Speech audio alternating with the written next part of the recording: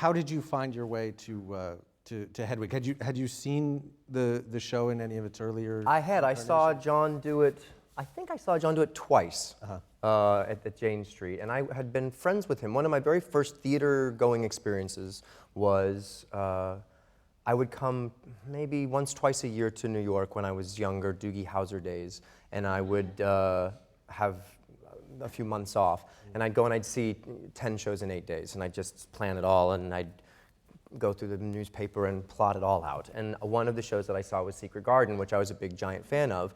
And so I went and I saw a matinee of Secret Garden, and then I waited backstage and said hello to everyone, and John came out and was very nice and kind and said, oh, well, we're going to lunch, come and have lunch with us.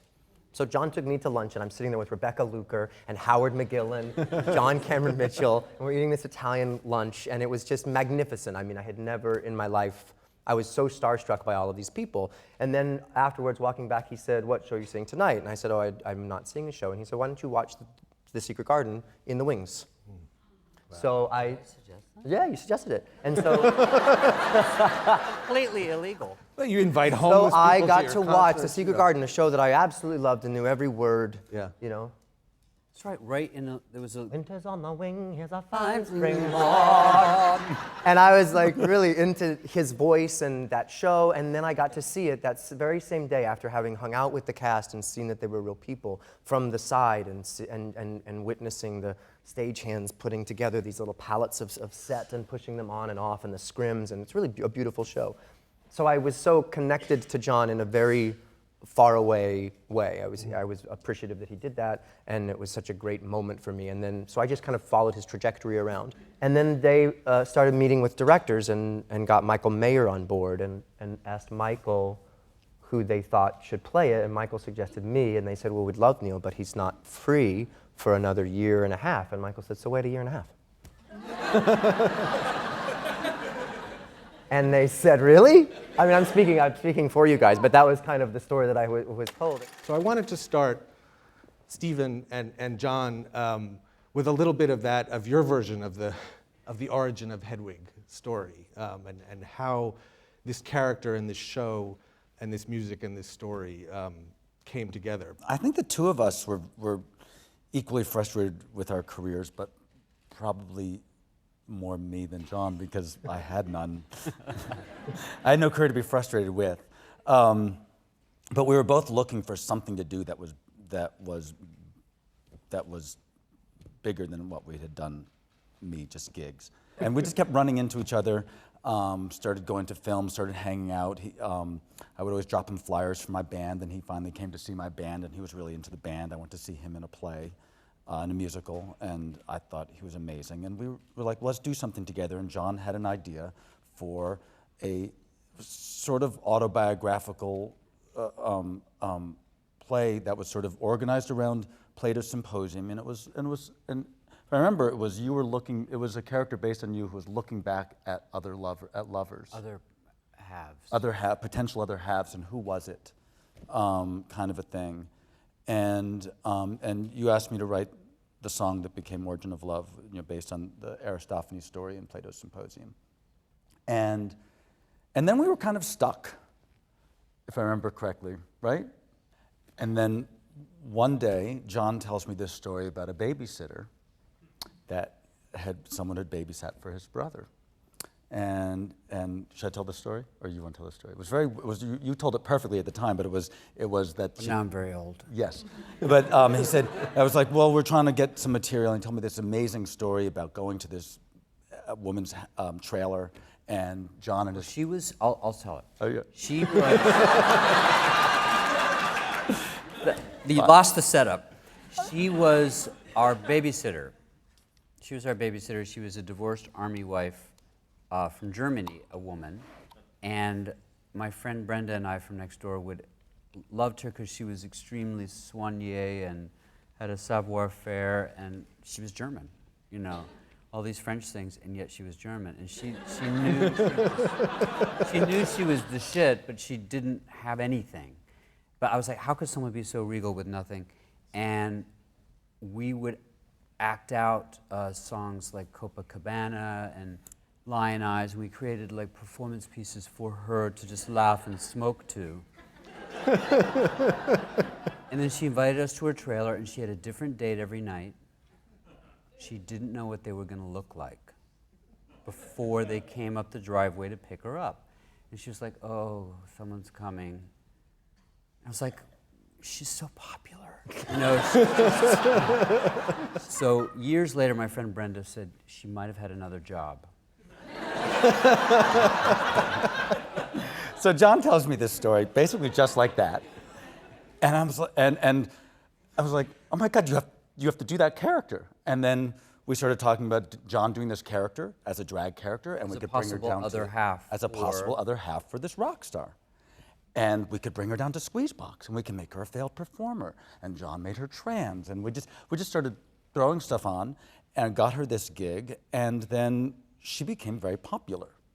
Hedwig, the character, exists in a way in her own mind and her own memory, and yet also is standing before us, kind of ad-libbing this story of her life and these songs. I mean, how do you build that performance? I mean, I think that's different, I would imagine, from other kinds of performance that you've done. Yeah. I feel like, in many ways, this for me has been the most foreign I've ever felt, the most out of place I've ever felt on just a myriad of different levels. And so just the actor in me is having to act more like a sponge than be able to use actual memories that I have had in my own experience. I did not grow up with punk rock and with David Bowie and with that kind of music. I grew up listening to The Secret Garden.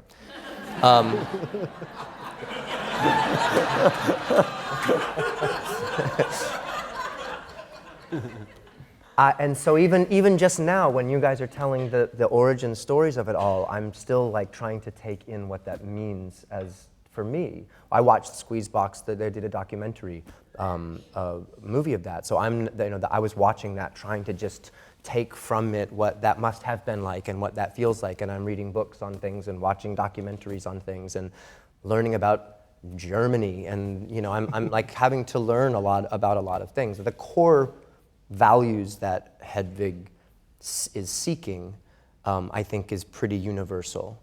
I relate and respond to that idea that the notion that you would only be more blank if this one thing had just happened differently. Right. So it could be looking for the other half, the other person, or it could just be, if I had just not spelled that word wrong in the 7th grade spelling bee and not gotten second and gotten first, then I would have done what Samantha did, which was went to that thing and got that, and then I would be like Samantha. Like, I think everyone, to some extent, lives in those insecurities of like, had I only done that, then this would have happened. And that's her whole world, is there's 3 instances in her lives where had something been different, then it would have all been different. And Tommy Gnosis is obviously the massive one that's just staring at her a block away. She can hear him, he's just right there. And I love that everyone can feel that. And so that's at its core, and then you just cover it with armor, and it's just so beautifully written that all of the ad-libbing that seems ad-libbed is almost uniformly not. I mean, there's a couple moments where I get to ad-lib if I want, and frankly, there's a lot of performances where I'm just opting to ad-lib because I don't want to feel like I'm just doing the same show, because if jokes are landing and they're strong, I just don't want to do the same joke over and over. And that is okay. In fact, I dare say that's some of the most interesting parts of the show. Yeah. And so that's its own danger, right? Because you don't want to just rely on it being different for the sake of being kinetic. But it's really been fun for me to see that when I'm sweaty and gross and when like it's not working well and when my voice is cracking, in many ways that's more Hedwig and more appropriate to the show than if I'm good and on point and always being good. And that's been an interesting sort of journey for me within it because, and thankfully, these two are here and part of the show and, are so supportive in Your small failures on stage. in my small failures on stage. Yeah, that's true though. Well, John, how has it been for you? Because I mean, you're not only the author of the Hedwig book, but you were, of course, the first Hedwig. We don't really try to control it. You know, other shows, the authors are always, you know, how dare you, you know, make that character, you know, played, that male character as a woman, whatever. It's like, whatever anyone wants to do, I'm fine as long as they're trying to, you know, not messing with, I don't mind adding things at key moments, but it's like not messing with the script or the songs. So for me, it's very, very exciting to see Neil, who, you know, there were other people we talked to, but it was weird how everybody thought of him first. You know, it was just something about it. And it's like, he's never done rock and roll, he's never done drag. You know, earlier in the rehearsal process, he's like, I don't know if I have a girl in me. And I'm like, dig deep. You know, there's just like, I know she's there. I know she's there. Everyone's got a little girl or a little boy. And it's exciting, it's thrilling. And it feels like you're strapped in and elevated for a ride.